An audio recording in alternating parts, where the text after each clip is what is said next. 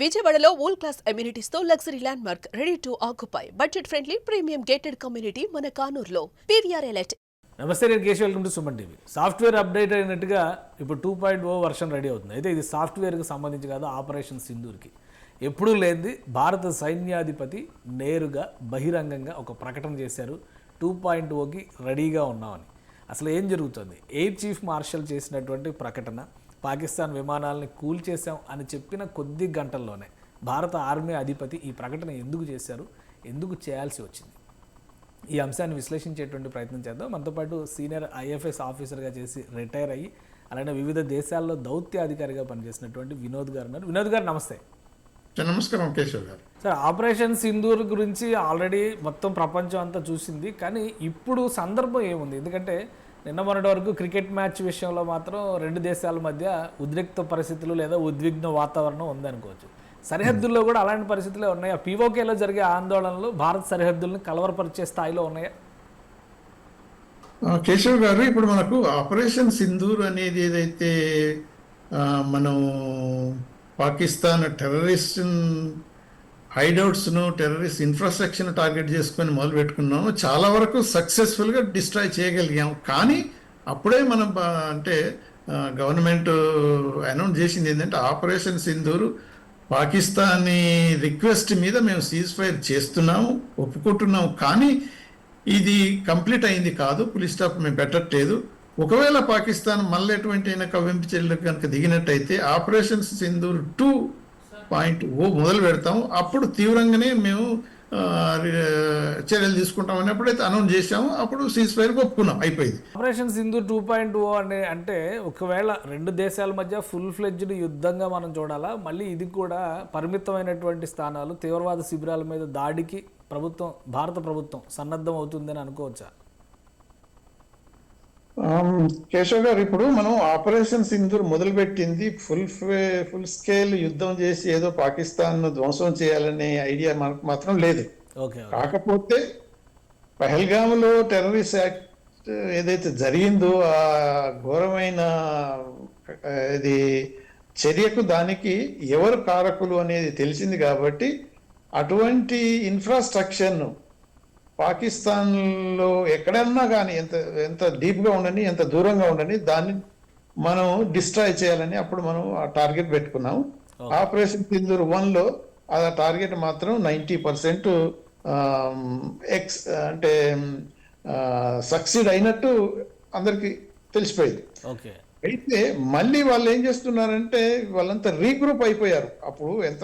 అప్పుడు చాలా వరకు పీఓకేలో పాకిస్తాన్ కాశ్మీర్లోనే ఉండటం, మన బార్డర్లకు దగ్గర ఉండటం వల్ల చాలా వరకు వాళ్ళ కార్యక్రమాలు చాలా వరకు యాంటీ ఇండియా, క్రాస్ బార్డర్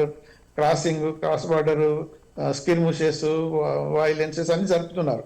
అయితే ఇప్పుడు ఏం చేశారు అని అంటే ఇప్పుడు కొద్దిగా డీప్గా వెళ్ళిపోయి అంటే దూరం వెళ్ళి, అంటే ఆల్మోస్ట్ మన ఎస్టిమేషన్ ప్రకారము ఈవెన్ 200 to 300 కిలోమీటర్ మధ్య దూరం పోయి పఖ్తూన్ ఏరియాకు వెళ్ళిపోయినరు. అక్కడ ట్రైనింగ్ క్యాంప్స్ స్టార్ట్ చేస్తున్నారు. అంటే ఈ శిబిరాల తరలింపుకిను పీఓకేలో రాజుకుంటున్నటువంటి ఆందోళనలకి ఏమన్నా సంబంధం ఉందంటారా?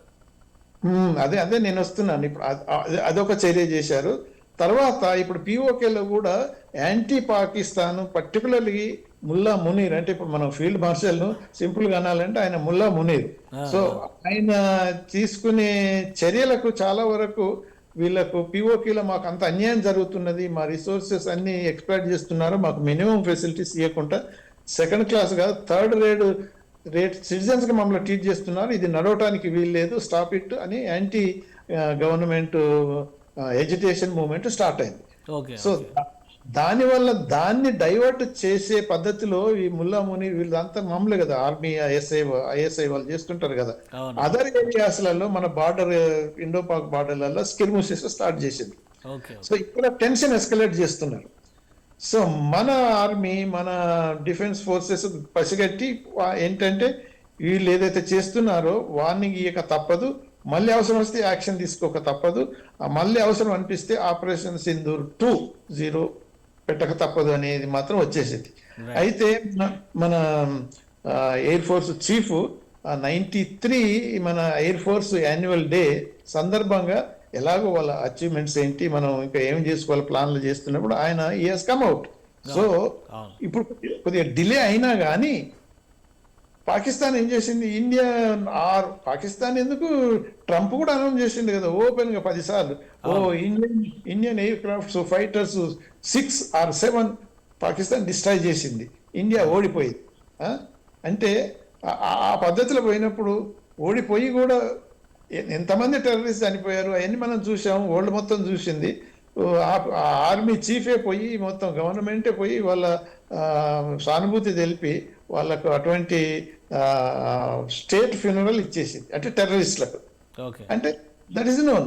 అయితే ఇప్పుడు ఏమవుతుంది అని అంటే ఈ ట్రంప్ అనౌన్స్ చేయటం, ఈ పాకిస్తాన్ సెలబ్రేట్ చేసుకోవటం వల్ల ఇప్పుడు ఎయిర్ చీఫ్ చివరికి ఏమన్నా we have to tell something, at least మనం ఒక 5-6 వాళ్ళ ఫైటర్స్ జెట్స్ ని మనం కూల్ చేసాము, నాశనం చేసాము. ఒకటైతే C-130 కూడా ఎగిరిపోయింది, ఇది ట్రాన్స్పోర్ట్ క్యారియర్ అది. ఇట్లా ఎలా ఎగిరిపోయిందని ఆయన డీటెయిల్స్ కూడా ఇచ్చాడు. ఎందుకనంటే ఇప్పుడు హ్యాంగర్స్ ఏదైతే ఉన్నాయో F-16లో ఉన్న హ్యాంగర్ దాన్ని ధ్వంసం చేసినప్పుడు దాంట్లో ఉన్న జెట్స్ కూడా కాలిపోతాయి కదా. సో అది కూడా క్లియర్ చేశారు. సో అంటే ఇప్పుడు ఏమవుతుంది, వాళ్ళ కొంతమంది కూడా అడిగారు అప్పుడు, ఇంత డిలే ఎందుకు చేశారు మీరు, ఎందుకు అప్పుడే అనౌన్స్ చేయలేదు, పాకిస్తాన్ సెలబ్రేట్ చేసుకున్నది V one war against India అని మీరు ఎందుకు డిలే చేశారంటే ఆయన ఎయిర్ చీఫ్ అన్నాడు, మేము అలా డిలే చేయటం కాదు, మొత్తం ఇంటెలిజెన్స్ అంతా గ్యాదర్ చేసి అవసరం వచ్చినప్పుడు మేము ఇప్పుడు అనౌన్స్ చేయక తప్పలేదు. వాళ్ళు మన ఏరోప్లేన్లను మన ఫైటర్ చేసుకున్నంత కూలగొట్టారని సెలబ్రేట్ చేసుకొనియండి, మనం దానికి ఏది చింతించవలసిన అవసరం లేదు. ఆపరేషన్ సింధు 2 వచ్చేస్తే దానికన్నా ఎక్కువ ఇంకా నష్టం. మీ అంచనా ప్రకారం ఇప్పుడు మొత్తం ప్రపంచ దేశాల మధ్యలో జరుగుతున్నటువంటి ఈక్వేషన్స్ అంటే అమెరికా ఒకవైపు నిలబడడం, పాకిస్తాన్కి అండగా ఉందనే సంకేతాలు రావడం, వీటన్నిటి నేపథ్యంలో 2.0 రావడానికి అవకాశం ఉందంటారా? తీవ్రవాద శిబిరాలు అయితే ఎక్కడా కూడా తరలిపోయిన దాఖలాలు అయితే లేవు, ఆ యాక్టివిటీ యాజ్ ఇట్ ఈస్గా జరుగుతుంది. స్టేట్ ఫ్యూనరల్ ఇచ్చారంటే వాళ్ళతో ఎంతగా కలిసిమెలిసి పాకిస్తాన్ ప్రభుత్వం అడుగులేస్తుందో మనం అర్థం చేసుకోవచ్చు. సో మీరేం చెప్తారు, 2.0 దిశగా భారత్ వెళితే ప్రపంచ దేశాలు హర్షించే పరిస్థితి ఉంటుందా? అంటే ఇప్పుడు ప్రపంచ దేశాలంటే లాస్ట్ టైం మనం చూసినట్టయితే పాకిస్తాన్కు అఫ్ కోర్స్ ఇండైరెక్ట్ గా ట్రంప్ సపోర్ట్ చేస్తుండనేది తెలుసు, ఎందుకు చేస్తున్నాడు అని రీజన్స్ తెలుసు. ఆయన బిజినెస్, ఆయన కొడుకు, అల్లుడు, కూతుర్లు వాళ్ళంతా వాళ్ళ బిజినెస్ పాయింట్ ఆఫ్ వ్యూలో వాళ్ళకి సపోర్ట్ చేయటం అనేది అదొకటి వేరే సంగతి. కానీ బేసిక్ గా చైనా సపోర్ట్ చేసింది మెయిన్, దాని తర్వాత టర్కీ, దాని తర్వాత అజర్బైజాన్ ఓవరాల్ గా చేసింది. అజర్బైజాన్ ఎక్విప్మెంట్ ఏం పంపించలేదు. అంటే ఈ 3-4 దేశాలు తప్ప మిగతా అవుట్ రైట్ వచ్చి సపోర్ట్ చేసిన దాఖలాలు అయితే లేవు. ఈవెన్ ఇప్పుడు EU కూడా, ఏది యూరోప్ యూనియన్ వాళ్ళైనా కానీ వచ్చి పాకిస్తాన్ చేసింది కరెక్టే, పాకిస్తాన్ సపోర్ట్ చేస్తామని ఎవరు అనలేదు. సో ఇప్పుడు కనుక ఆపరేషన్ సింధూర్ 2 జరిగితే, ఒకవేళ మనమైతే ఆపరేషన్ సింధూర్ 1 అయితే సీజ్ ఫైర్ అన్నాం, ఎండ్ అనలేదు, స్టాప్ అనలేదు. ఒకవేళ వాళ్ళు ఈ POKలో జరిగే అలజడులతోటి, యాంటీ గవర్నమెంట్ ఎజిటేషన్లతోటి అది కనుక స్పైరల్ అయిపోతే దాన్ని డైవర్ట్ చేయనీకి, మెయిన్ దాన్ని డైవర్ట్ చేయనీకి anti India across the borders ఏమన్నా యాక్షన్స్ మొదలు పెడితే, మనం ఆపరేషన్ సింధూర్ కనుక 2 సివియర్ గా తీసుకున్నట్టయితే ప్రపంచ దేశాలు మనల్ని బ్లేమ్ చేయవు. దానికి మాత్రం అది మాత్రం వెరీ క్లియర్. మనంతటా మనం పోయి కనుక ఇనిషియేట్ చేసినట్టయితే తప్పకుండా బ్లేమ్ చేస్తాయి. ఇప్పుడు పాకిస్తాన్ ఇనిషియేట్ చేసే ఆస్కారం కనిపిస్తుంది, ఎందుకంటే వాళ్ళు అటేమో తాలిబాన్ కూడా యాంటీ పాకిస్తాన్ అయిపోయింది, అక్కడ బెలూచిస్తాన్ లో పాకిస్తాన్ అయిపోయింది, ఇక్కడ POKలో కూడా యాంటీ పాకిస్తాన్ అయిపోయింది. ఇప్పుడు మల్టీ కార్నర్ యాంటీ గవర్నమెంట్ పాకిస్తాన్కి ఇది వచ్చింది కాబట్టి ఫైనల్ గా ఫ్రస్ట్రేషన్ లో మన ఇండియా మీద ఏదో ఒక చర్య తీసుకుంటారు, అన్ని డైవర్ట్ చేయడానికి మాత్రం. అదే జరిగితే POK ఇండియాలో విలీనం అయిపోద్దా? అంటే ఇప్పుడు వాళ్ళు ఏమంటున్నారంటే POK కూడా మేము ఇండిపెండెంట్ గా ఉంటాం అనేది మొదలు పెట్టారు. ఒక స్టేజ్ వచ్చిన తర్వాత ఇండిపెండెంట్ కాకుండా ఇండియా ఇంత ప్రోగ్రెస్ అవుతుంది కాబట్టి ఇండియా తోటి మేము ఉండిపోతాం అనే ఒక విధమైన మార్పు జరగవచ్చు. సో ఎలాగో మనం అనౌన్స్ చేశాం కాబట్టి పిఓకే కూడా మన ప్రభుత్వం పిఓకేని కూడా ఒకరోజు మన దేశంలో కలుపుకుంటాము. మనం పాకిస్తాన్ ఆక్యుపై చేసిన వాట్ ఎవర్ కాశ్మీర్ ఏరియా కూడా మన దాంట్లోకి వచ్చేస్తుంది. అది కూడా మాది ఒక ఆబ్జెక్టివ్ అని అనౌన్స్ చేసింది కాబట్టి అది కూడా కొంతవరకు పిఓకేలో ఉన్న ప్రజలకు ఒక విధమైన అట్రాక్షన్ అనిపిస్తుంది. లైఫ్ కనుక ఆలోచిస్తే పిఓకేలో ఉన్న దుర్భరమైన పరిస్థితులకు ఇప్పుడు మనం కాశ్మీర్ మొన్న ఓపెన్ చేసినప్పుడు ఎంత ప్రోగ్రెస్ అవుతుందో వాళ్ళకి కనిపిస్తున్నది. దాంతో నేచురల్ గా ఒక స్టేజ్ వచ్చినప్పుడు పిఓకేలో ఉన్న ప్రజలే భారతదేశంలో కలుస్తామన్నట్టు ఒక విధమైన డిసిషన్ కూడా తీసుకునే అవకాశం ఉంది. Right sir, thank you sir విశ్లేషణ అందించినందుకు. ఇది భారత్ పాకిస్తాన్ మధ్య జరుగుతున్నటువంటి చర్చలు అలానే ఉద్రిక్తతలు ఇవన్నీ ఇప్పుడు పరిణామాలు వెంటనే చెప్పలేకపోయినప్పటికీ ఆపరేషన్ సింధూర్ 2.0 దిశగా వెళ్ళడానికి ఛాన్సెస్ ఉన్నాయి, వాటిని కొట్టిపారేయలేమని చెప్పని విశ్లేషిస్తున్నారు వినోద్ గారు. మరోవైపు పిఓకేలో బలూచిస్తాన్లో అశాంతి నెలకొని ఉన్న నేపథ్యంలో పాకిస్తాన్ డైవర్షన్ గేమ్ ఆడితే కనుక భారత్ సరైన ప్రతీకారం ఇచ్చేటువంటి అవకాశం ఉంటుందని ఆయన చెబుతున్నారు. ఇది స్పెషల్ డిస్కషన్, కీప్ వాచింగ్.